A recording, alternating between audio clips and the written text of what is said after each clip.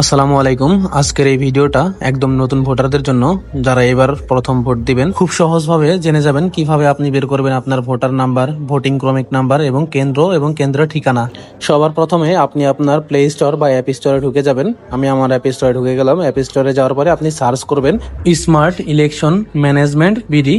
আমি স্মার্ট লেখার পরেই ওই যে উপরে চলে আসে দেখেন, ওইটাতে ক্লিক করবেন। ওইটাতে ক্লিক করার পরে এই যে আপনার দেখেন সেকেন্ড একটা অ্যাপ আছে স্মার্ট ইলেকশন ম্যানেজমেন্ট বিডি।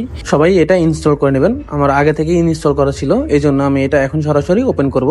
তো ওপেন করার পরে একটু লোডিং নেবে, তারপরে এরকম একটা ইন্টারফেস চলে আসবে।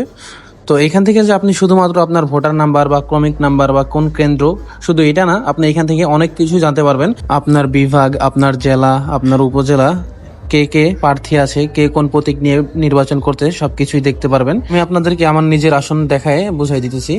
যেমন আপনি আপনার বিভাগ সিলেক্ট করবেন, যেমন আমার রাজশাহী। এরপরে হচ্ছে আমার নাটোর জেলা। নাটোর জেলার মধ্যে এই যে দেখেন নাটোর 1, নাটোর 2, নাটোর 3, নাটোর 4। আমার হচ্ছে নাটোর 4, তো আমি নাটোর 4-এ সিলেক্ট করব। তো সিলেক্ট করার পরে আমি দেখতে পারবো আমার এলাকায় ভোটার সংখ্যা কত, পুরুষ ভোটার কত, মহিলা ভোটার কত, হিজড়া ভোটার 3 জন দেখাইতেছে। কেন্দ্র আছে মোট 167টা এবং এখানে প্রার্থী আছে কে কে সব দেখাইতেছে। তো এখন আসা যাক আপনি কিভাবে আপনার এনআইডি কার্ডের নাম্বার দিয়ে আপনার ভোটার নাম্বার এবং ক্রমিক নাম্বার বের করবেন। এই যে একদম নিচের দিকে ডান দিকে ভোট কেন্দ্র খুঁজুন, এখানে ক্লিক করবেন। এরপরে এই যে এনআইডি কার্ড নম্বর লিখুন, জন্ম তারিখ লিখুন, এখানে আপনার এনআইডি কার্ড নাম্বারটা দিবেন। এরপরে আপনার এখানে জন্ম তারিখ দিবেন। এরপরে এই সার্চ বাটনে ক্লিক করবেন। ক্লিক করলেই চলে আসবে আপনার সকল তথ্য। আমি আমার নাম্বারগুলো হাইড করে রাখলাম, আপনাদেরটাও ঠিক এরকম ভাবে আসবে, আপনারা দেখে নিতে পারবেন।